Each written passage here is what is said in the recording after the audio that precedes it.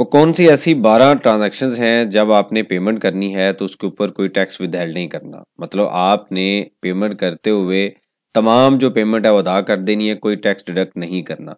ये कहाँ पे लिखा हुआ है, किस कानून के मुताबिक हमने टैक्स विदहेल्ड नहीं करना और विद होल्डिंग टैक्स और एडवांस टैक्स में क्या डिफरेंस है, आज के इस लेक्चर में इस कॉन्सेप्ट को स्टडी करते हैं। आप देखें प्रैक्टिकल लर्निंग है, उसमें हूँ फ़हीम महबूब। वापस आते हैं टॉपिक के ऊपर।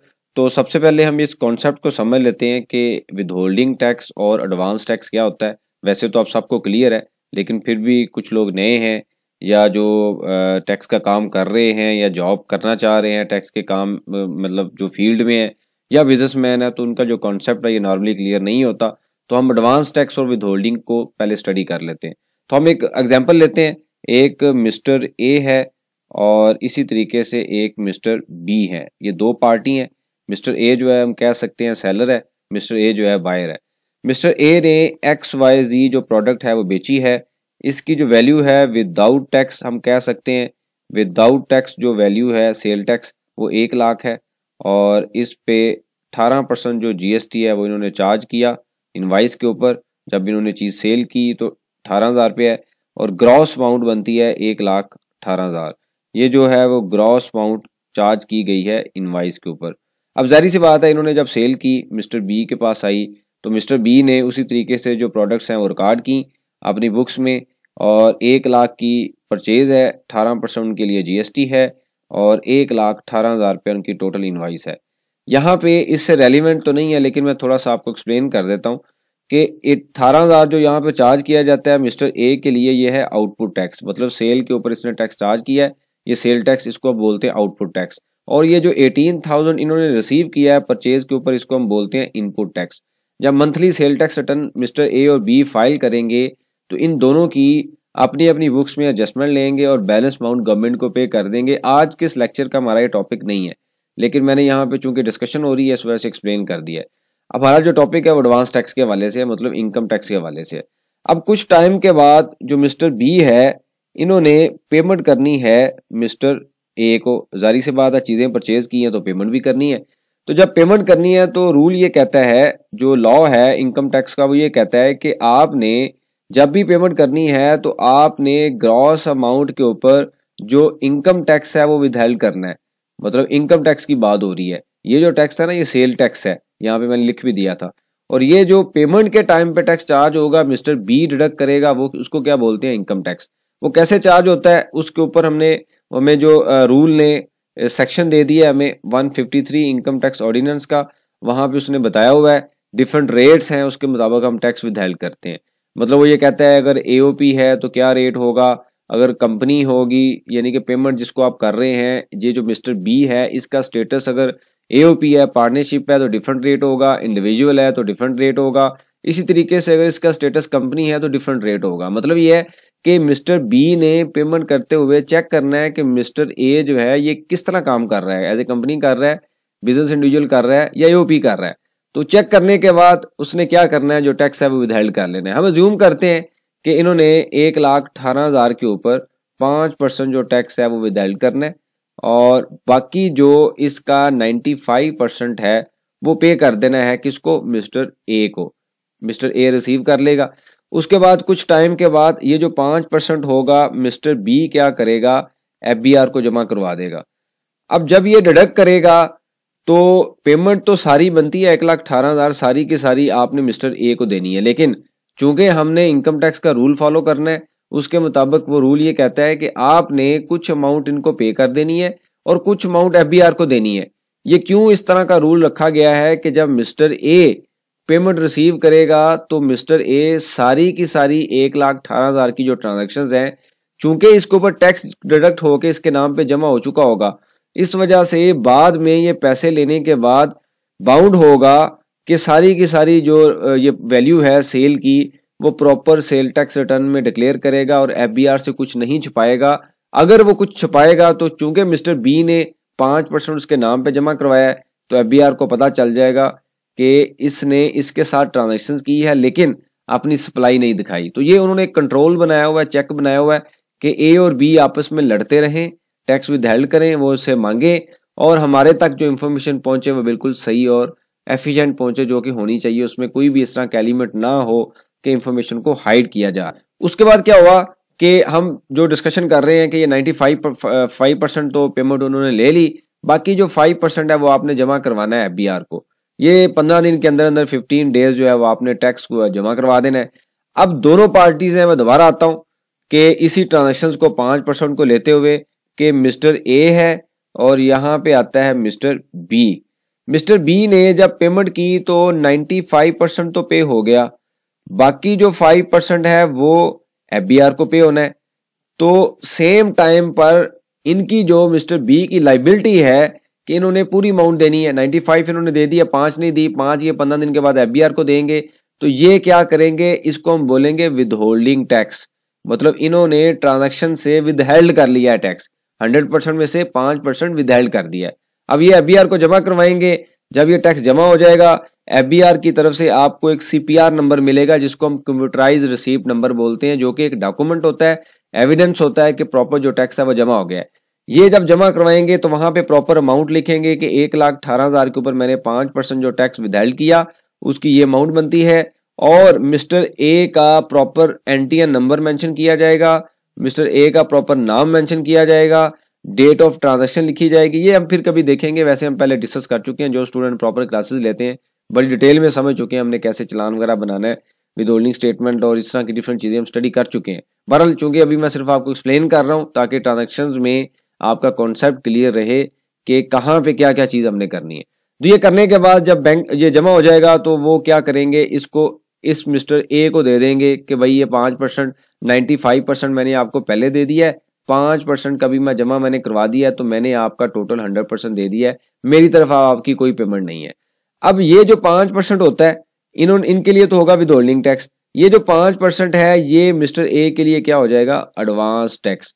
मतलब जो इन्होंने गवर्नमेंट को टैक्स देना है अपनी इनकम के ऊपर, वो इनका हर ट्रांजैक्शन पे डायरेक्ट हो रहा है, तो ये क्या हो जाएगा, एडवांस टैक्स। साल के एंड में जाके जब टैक्स रिटर्न अपनी 30/6/2025 को साल क्लोज होगा तो टैक्स रिटर्न फाइल करेंगे तो वहां पे इसका क्लेम ले लेंगे, और जो भी इसका टैक्स जो उनकी टोटल अमाउंट बनती होगी उसमें से ये टैक्स जो है वो माइनस कर देंगे। मैं छोटी सी एग्जांपल भी दे देता हूँ कि 30/6/2025, अभी मैं ऊपर जाता हूँ कि किस ट्रांजैक्शन पे टैक्स विदहेल्ड नहीं करना आपने, वही मैं सिर्फ समझा रहा हूँ आपको कि हम इसका पर्पज क्या है। यहाँ पे वो कहेंगे जी सेल है, उसके बाद वो साथ ही ये कह देंगे कॉस्ट ऑफ सेल है, और साथ ही कह देंगे जीपी है, और यहाँ पे हम ये कहते हैं कुछ उनके अदर एक्सपेंसेस हैं, और फिर प्रॉफिट बिफोर टैक्स आता है। तो हम अज्यूम कर लेते हैं कि प्रॉफिट बिफोर जो टैक्स है उनका टैक्स बनता है 1 मिलियन का, यानी कि 10 लाख का, और यहाँ पे उनका जो टैक्स है वो चार्ज होगा फॉर एग्जांपल 30,000 उनका जो टैक्स है वो चार्ज होगा। बाकी जो अमाउंट होगी प्रॉफिट आफ्टर टैक्स जिसको हम बोलेंगे 9,70,000 रुपये इनका प्रॉफिट आफ्टर टैक्स प्रॉफिट है। लेकिन वो ये कहेंगे जी ये जो टैक्स है ना इसमें से मिस्टर बी ने ड्यूरिंग द ईयर मैंने उनको सेल की थी तो उन्होंने मेरी कोई 5500 के करीब अमाउंट डिडक्ट की हुई है, तो वो 30,000 में से इसको माइनस करेंगे और जो बैलेंस अमाउंट होगी वो गवर्नमेंट को पे कर देंगे। मतलब ये है कि ये उनके लिए एक्सपेंस नहीं है जो मिस्टर बी डिडक्ट कर रहा है, साल के एंड पे जाके वो जस्ट हो जाएगा। यही वजह है कि इसको हम विदहोल्डिंग टैक्स बोलते हैं कि एक पार्टी के लिए विदहोल्डिंग टैक्स है, दूसरी पार्टी के लिए सेम टाइम पे वो एडवांस टैक्स होता है। मतलब जो डिडक्ट कर रहा है उसकी लाइबिलिटी है, उसने विदहेल्ड करना है, जमा करवाना है, कोई उसका बेनिफिट नहीं है, सिर्फ उसने गवर्नमेंट के एज ए एजेंट काम करना है और मिस्टर ए के नाम पे जमा करवाना है। मिस्टर ए ने साल के एंड पे देना है लेकिन वो अभी सेल कर रहा है, रूल फॉलो हो रहा है, तो इस वजह से हर ट्रांजैक्शन पे उसका टैक्स विदहेल्ड हो रहा है, साल के एंड पे जाके वो एडजस्ट कर लेगा, उनके लिए एक्सपेंस नहीं है, वो एडवांस टैक्स है। अब ये तो है कॉन्सेप्ट कि आपने जब भी कोई सप्लाई की पेमेंट करनी है तो टैक्स विदहेल्ड करना है। साथ ही हमें रूल ने, कानून ने हमें ये भी बता दिया कि अगर आप कुछ ऐसा काम करेंगे, जो कुछ ऐसी ट्रांजेक्शन करेंगे तो आपने टैक्स विदहेल्ड नहीं करना, पूरी की पूरी 118 की जो अमाउंट है वो दे देनी है। जैसे हमने यहाँ पे देखा है ना 95 वाला, 100 वाला, तो अगर आप ऊपर वाली 12 ट्रांजेक्शन कर रहे होंगे तो आपने पूरी 100% पेमेंट कर देनी है, आपसे नहीं पूछा जाएगा। मतलब यह है गवर्नमेंट आपसे नहीं पूछेगी कि आपने टैक्स क्यों विदहेल्ड नहीं किया। सबसे पहले वो क्या है कि जी अगर आप कोई चीज परचेज कर रहे हैं, अगर तो मिस्टर ए का जो स्टेटस है वो कमर्शियल इंपोर्टर है और आप उसकी पेमेंट कर रहे हैं तो आपने कोई टैक्स विदहेल्ड नहीं करना। लेकिन इसके लिए आपने 2-3 चीजें देखनी है। पहली चीज क्या है, आप उनको ये कहें कि जीडी की कॉपी दे दें, गुड डिक्लेरेशन, आप इंश्योर करें कि ये बंदा वाकई कमर्शियल इंपोर्टर है। कमर्शियल इंपोर्टर कौन होता है, जो बाहर से चीजें इंपोर्ट करता है और सेम कंडीशन में सेल कर देता है, उसको संभल नहीं करता, मैन्युफैक्चरिंग नहीं करता। मतलब आपने लैपटॉप इंपोर्ट किए, लैपटॉप ही आगे सेल कर दिए, आपने जनरेटर इंपोर्ट किया, जनरेटर ही आगे सेल कर दिया। लेकिन अगर आप लैपटॉप के पार्ट्स ला रहे हैं और यहाँ पे संभल करके बेच रहे हैं तो फिर आपका स्टेटस कमर्शियल इंपोर्टर नहीं है। सेम उस यूनिट में, सेम उस कंडीशन में, जिस यूनिट कंडीशन में यूनिट इंपोर्ट हो रहे हैं, प्रोडक्ट इंपोर्ट हो रही है, उसी तरह सेल हो रहा है तो आपका स्टेटस क्या होगा? Commercial importer. फिर आपने जीडी, अच्छा ये आप कहाँ से चेक करेंगे? जीडी से चेक कर लेंगे, क्योंकि आपने तो इंश्योर करना है ना कि क्या वाकई आप कमर्शियल इंपोर्टर हैं या नहीं है। दूसरे नंबर पे आपने उनसे अंडरटेकिंग लेनी है कि लिख के दें कि आप वाकई कमर्शियल इंपोर्टर हैं। तीसरे नंबर पे आपने उसकी एनटीएन इंक्वायरी पे जाना है, उनका एनटीएन ऑनलाइन वेबसाइट पे लिखना है और वहां से वेरीफाई कर लेना है कि इनका स्टेटस वाकई कमर्शियल इंपोर्टर आ रहा है या नहीं आ रहा। अगर नहीं आ रहा तो आप ये कहेंगे जी आपको मैं टैक्स विथहेल्ड करूंगा क्योंकि आपकी एक्टिविटी भी अपडेट नहीं है। याद रखें ये चीजें आपसे पूछी जाएंगी जब आपसे एफबीआर पूछेगा कि आपने टैक्स विथहेल्ड करना था, आपने नहीं किया, आप ये कहेंगे कमर्शियल इंपोर्टर है, तो एफबीआर इन 3-4 चीजों को वेरीफाई करेगा। अगर वो वेरिफिकेशन नहीं होगी तो वो टैक्स आपसे रिकवर किया जाएगा। मतलब आपने विथहेल्ड करना था लेकिन आप नहीं करेंगे और चीजें वेरीफाई नहीं होंगी तो आपसे जारी सी बात है, वो गवर्नमेंट कहती है आप विथहेल्ड करें, ना करें, कुछ कंडीशन पूरी होंगी। ये कंडीशन अभी हम डिस्कस कर रहे हैं। अगर ये पूरी नहीं होगी तो आपने टैक्स खुद जमा करवाना पड़ेगा, आपको वो लायबिलिटी होगी, लिटिगेशन होगी। उसके बाद क्या आता है? Hotel and restaurant receiving payments in cash for providing accommodation और फूड सब्सिडी। मतलब आप कहीं पे जाके ट्रैवल आपने किया और जाके होटल में ठहर गए हैं, आपने किसी रेस्टोरेंट में खाना खा लिया है तो वहां पे और कैश में आप पेमेंट कर रहे हैं तो आप ना भी टैक्स विथहेल्ड करेंगे, आपसे नहीं पूछा जाएगा। इसी तरीके से अगर आप कोई यूटिलिटीज की पेमेंट कर रहे हैं, कोई भी SNGPL है, लेस्को है, इसके अलावा कोई भी प्रॉपर्टी टैक्स पे हो रहा है, कुछ भी हो रहा है, तो फिर भी आपने जो टैक्स है विथहेल्ड नहीं करना। और साथ ये भी कहा गया कि अगर आप पेमेंट अगर आप एक वेंडर है उसको पेमेंट कर रहे हैं और 25,000 से कम पेमेंट है, सप्लाई की बात हो रही है, मतलब आपने कोई चीज प्रोडक्ट परचेज की है, सर्विसेज की बात अभी हम बाद में देखते हैं। अच्छा, सर्विसेज के केस में अमाउंट 30,000 है और अगर आप 25,000 तक जो सप्लाई है सिंगल वेंडर की एक साल में उसकी पेमेंट कर रहे हैं तो आपने फिर भी टैक्स विथहेल्ड नहीं करना।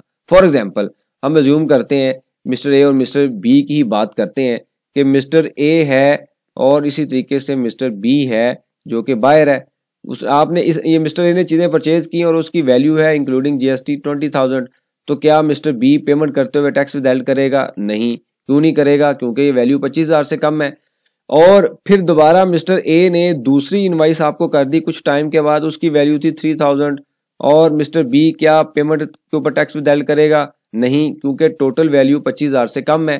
फिर कुछ टाइम के बाद मिस्टर बी ए ने फिर इनवाइस आपको कर दी 10,000 की, तो अब आप अगर आप जमा करेंगे 20 जमा 23 और टोटल भी बनता है 33,000।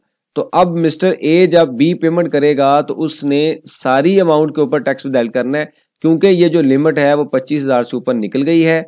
ये एक साल की लिमिट होती है, सिंगल वेंडर के ऊपर है। अगर हाँ ये होता कि आप मिस्टर सी आ जाता और 10,000 की वो इनवाइस करता, चूंकि सिंगल वेंडर की वैल्यू 25,000 से ऊपर नहीं जा रही, आप टैक्स विथहेल्ड नहीं करेंगे। लेकिन अगर जहां पे सिंगल वेंडर की वैल्यू एक साल में 25 से ऊपर निकल जाए, वो आइदर एक इनवाइस हो सकती है, 2 हो सकती है, 3 हो सकती है, तो फिर टोटल अमाउंट के ऊपर आपने आखिरी ट्रांजैक्शन के ऊपर टैक्स विथहेल्ड करना है। मतलब आपने 20 पे भी नहीं किया था, 3 पे भी नहीं किया, जब 10 को जमा किया तो टोटल हो गया 33, तो अब आप 33 पे विथहेल्ड करेंगे। जब आप विथहेल्ड करेंगे तो आप पेमेंट तो आपने इनकी तो कर दी है, आपने टैक्स विथहेल्ड नहीं हुआ, तो आप 10,000 में से उसको माइनस करेंगे, जो रिमेनिंग अमाउंट होगी उसको पे कर देंगे। उसको बताएंगे कि पहली 2 ट्रांजैक्शन पे विथहेल्ड नहीं हुआ था, उस टाइम 25,000 से कम अमाउंट थी, अब चूंकि 25 से ऊपर निकल गई है तो लिहाजा एज पर रूल मैंने उन 2 अमाउंट के ऊपर भी टैक्स विथहेल्ड करना है। तो ये भी एक कानून ने हमें दे दिया कि 25,000 से। ये क्यों दिया गया है? नॉर्मली पैटी कैश के लिए छोटी मोटी आप स्टेशनरी लेते हैं, एंटरटेनमेंट लेते हैं, कुछ भी इस तरह की चीजें लेते हैं, तो वहां पे कहाँ पे टैक्स विथहेल्ड करते फिरेंगे। इस वजह से गवर्नमेंट ने हमें थोड़ा सा सपोर्ट कर दिया कि सिंगल वेंडर पे टैक्स विथहेल्ड नहीं होगा। इसी तरीके से अगर आप सर्विसेज ले रहे हैं, मतलब आपने वो तो सप्लाई की बात हमने की है ना, कोई सर्विसेज है, कोई आपने पेंट की सर्विसेज ऑफिस में करवा ली, कोई सफाई किसी से करवा ली, कोई भी काम आपने किया, इलेक्ट्रिशियन का काम करवा लिया, कोई एसी गर्मी आ गया, कोई एसी की आपने इंस्टॉलेशन करवा ली है, उसकी सर्विसेज करवा ली है, तो सिंगल वेंडर में वहां पे 25,000 की अमाउंट है, यहाँ पे 30,000 है, तो आप अगर दे रहे हैं तो फिर भी आपने टैक्स विथहेल्ड नहीं करना। अगली बात बड़ी इंपॉर्टेंट है। अच्छा, यहाँ पे मैं आपको थोड़ा सा बताना भूल गया था कि ये जो आपने स्टडी करना है ना, आपने सेक्शन 153 का सब सेक्शन 5 देखना है, क्लॉज 46 11 देख लें, डबल ए देख लें, 47A देख लें, पार्ट 4 और सेकंड स्केड्यूल, ये आपने सारी चीज़ें स्टडी कर लेनी जो मैंने नीचे लिखी हुई हैं, सारी चीज़ें मैंने यहाँ से उठाई हैं। अगला पॉइंट क्या आता है, purchase of use motor vehicle from general public. एक बंदा है जनरल पब्लिक में, मिस्टर BCD है, उसने आपको 20 मिलियन की या 20 लाख 2 मिलियन की जो गाड़ी है वो सेल कर दी है, और आप मार्केट में गए शोरूम से, आपने उससे गाड़ी परचेज की, किसी भी वेबसाइट से, पार्क वी, ओलेक्स, कहीं से भी खरीद लिया आपने, तो क्या आप पेमेंट करते हुए टैक्स विदहेल्ड करेंगे? तो यहाँ पे रूल ये कहता है जी आप जनरल पब्लिक से अगर परचेज कर रहे हैं तो फिर आपने टैक्स विदहेल्ड नहीं करना। उसके बाद क्या आता है, एग्रीकल्चर प्रोड्यूस है, अगर फ्रेश मिल्क कोई बाय कर रहे हैं, कोई मिल्क डेयरी कंपनी है, फार्मर से मिल्क परचेज कर रही है, या किसी भी जो कॉन्ट्रैक्टर है या इस तरीके से मिडल मैन है उनसे मिल्क परचेज किया जा रहा है तो टैक्स विदहेल्ड नहीं होगा।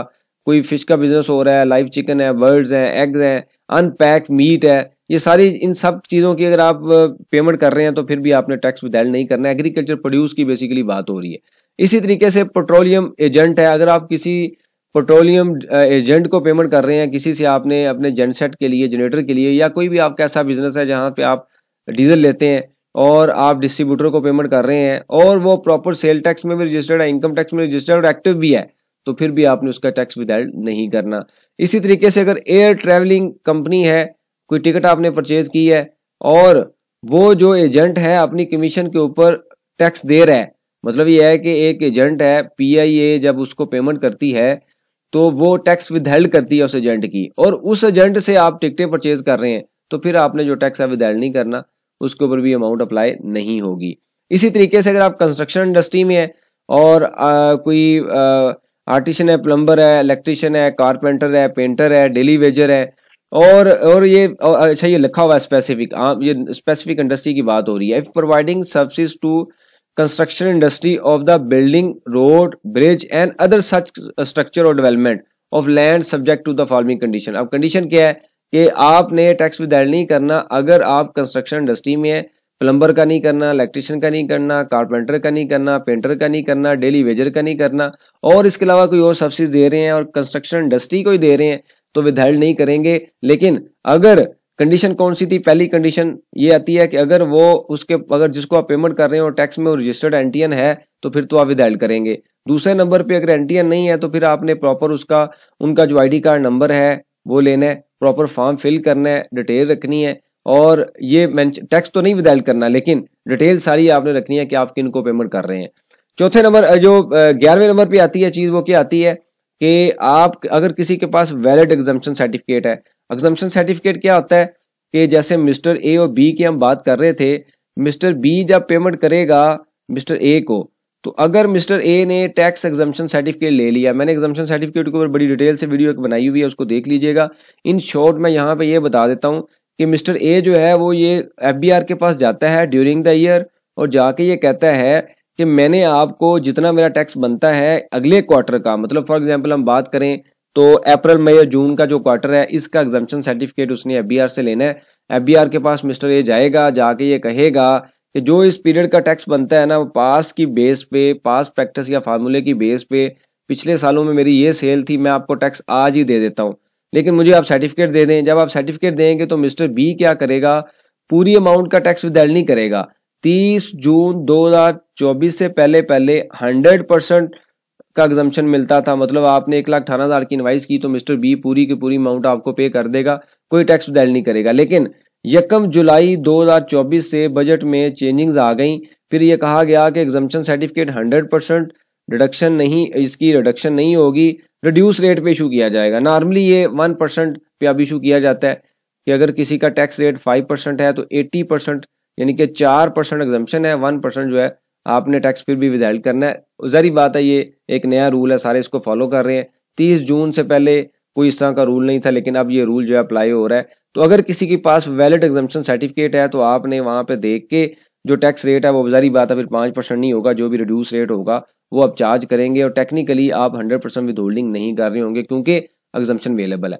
इसी तरीके से लास्ट पॉइंट आता है, इसके अलावा और भी पॉइंट होंगे, वो जारी बात है जब आप देख लेंगे। अगर कोई मैंने मिसिंग कर दी है तो लर्निंग के लिए, हमारी इंटरनल डिस्कशन के लिए आप कमेंट्स बुक्स में लाजमी मेंशन कीजिए ताकि दूसरे भी सीख सकें, हम उसके ऊपर डिस्कशन भी करें और मेरे नॉलेज में भी इजाफा होगा। जारी बात है ये टैक्स जो है होता ही ऐसे है, डिस्कशन के बाद ज़्यादा मैच्योर होता है।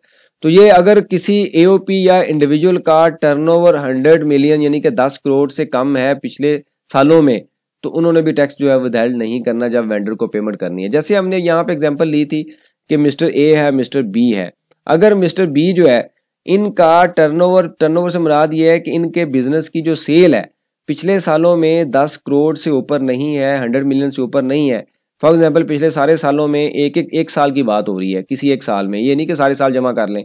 तो पिछले सालों में इनकी सेल 50-60 मिलियन रही है हर साल, तो फिर ये पूरी पेमेंट कर देंगे, ये कोई टैक्स विदहेल्ड नहीं करेंगे। 1,18,000 की अमाउंट पूरी की पूरी पे कर देंगे, इन्होंने डिडक्ट नहीं करना। ये क्यों कहा गया? क्योंकि गवर्नमेंट ने ये कहा कि भाई जब कोई बंदा टैक्स डिडक्ट करेगा तो उसके ऊपर लाइबिलिटी आती है कि वो जमा करवाए, जमा करवाने के लिए उसने रिसोर्सेज रखने हैं या किसी की सब्सिडी लेनी है, क्योंकि इसको तो टैक्स का नहीं पता होगा इतना। जब एक बंदे का बिजनेस कम होता है तो बिजनेस पे फोकस करता है, उसको बाकी चीज़ों का अंदाज़ा नहीं होता। लेकिन जब आपका बिजनेस एक सर्टन लेवल पे चला जाए, मतलब 10 करोड़ से ऊपर सेल हो गई है, तो फिर आपका एक छोटा सा सेटअप भी बन जाता है, ऑफिस भी बन जाता है, 1-2 बंदे भी आप रख लेते हैं, तो फिर टैक्स की अंडरस्टैंडिंग भी आ जाती है। तो गवर्नमेंट ने इस वजह से कहा कि अगर 50-100 मिलियन से नीचे है तो फिर आपने टैक्स विदहेल्ड नहीं करना, आप बिजनेस पे फोकस करें, इस ट्रांजैक्शन पे फोकस मत करें, क्योंकि आप उस क्राइटेरिया में भी फॉल नहीं कर रहे। तो आपने ये सारी चीज़ें देख लेनी है। 100 मिलियन से नीचे होगा तो फिर भी आपने टैक्स विदहेल्ड नहीं करना। आम तौर पर हमें इन चीज़ों का नहीं पता होता। मोस्टली जो काम करते हैं, मैंने वैसे काफ़ी बार इसके ऊपर डिस्कशन की है, लेकिन नॉर्मली हमें नहीं पता होता। लेकिन जो लोग इसके ऊपर काम कर रहे होते हैं, जारी बात है उनको अपडेट रहना चाहिए, ताकि अच्छा कुछ केसेस में होता ही है कि आपको वेंडर ये कहता है मैंने आपसे 118 ही लेने हैं, जो टैक्स बनता है ना आप खुद जमा करवाएं। तो आप अपने पल्ले से जमा करवा रहे होते हैं, क्योंकि वेंडर तो नहीं मानता, वो कहता है मैंने नेट अमाउंट ये लेनी है, मैं जितना भी टैक्स बनता है आप जिम्मेदार, आप खुद जमा करवाएं। लेकिन अगर पेमेंट करते हुए, बिजनेस करते हुए, टैक्स का काम करते हुए, जॉब मैनेज करते हुए आपके पास कोई असाइनमेंट आती है, क्यूरी आती है, कोई प्रपोजल आता है, तो आपको इन चीज़ों का पता है और आप अगर उसकी पेमेंट कर रहे हैं उन चीज़ों की, और अपनी जेब से टैक्स आप देना चाह रहे हैं, लेकिन आपको पता है कि ये इसके ऊपर टैक्स नहीं बनता, तो फिर ज़ाहिर बात आपकी सेविंग होगी। मतलब मिस्टर ए है, वो ये कहता है मैंने आपको 118 की इनवाइस की है ना, जो भी इसके ऊपर टैक्स बनता है ना वो आप खुद जमा कराएं, मैं कोई जिम्मेदार नहीं हूँ, मुझे आपने 118 दे देना है। अब फिर ज़ाहिर बात है जो पे कर रहा होगा उसने ट्रांजेक्शन को लीगल करना है, तो वो क्या करेगा, अपनी जेब से जमा करवाता है। मतलब 118 तो उसको देगा, लेकिन जो टैक्स होगा अपनी जेब से जमा करवाता है। लेकिन अगर आपको ये कॉन्सेप्ट पता होगा कि मैं तो जनाब जो पेमेंट कर रहा हूँ इस 12 जगह पे फॉल कर रहा हूँ, तो फिर जारी बात आप टैक्स विदहेल्ड नहीं करेंगे, आप अपनी जेब से भी जमा नहीं करवाएंगे। एट द एंड आपकी कॉस्ट भी बचेगी, आपकी जो कैश फ्लो है वो भी मेंटेन रहेंगे। तो ये बेसिकली लेक्चर था आज का, इसको स्टडी कर लीजिएगा। इसके ऊपर बड़ी डिटेल से हमने डिस्कशन कर ली है।